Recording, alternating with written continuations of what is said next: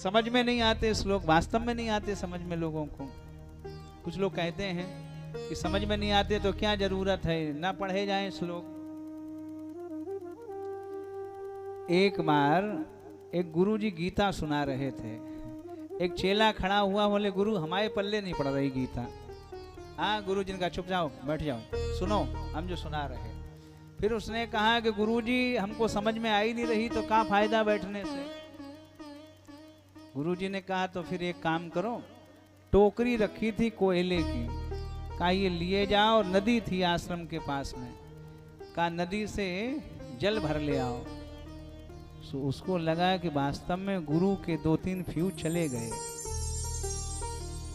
कोयले की टोकरी में जल भरवा रहे गुरु हमसे, लेकिन गुरु आ गया, चला गया, उसने ऐसे डुबोई, उसमें तो चारों तरफ छेद। आया, बोले गुरु एक बूंद पानी नहीं आया।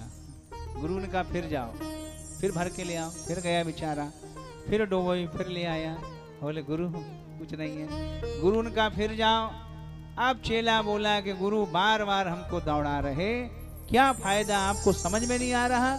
जब एक बूंद पानी नहीं आ रहा, बार बार हमको भेज देते हैं। गुरु ने कहा कि चेला फायदा हो रहा है, हमको दिखाई दे रहा फायदा। चेला ने पूछा क्या फायदा हो रहा? हमको तो रत्ती भर फायदा समझ में नहीं आ रहा।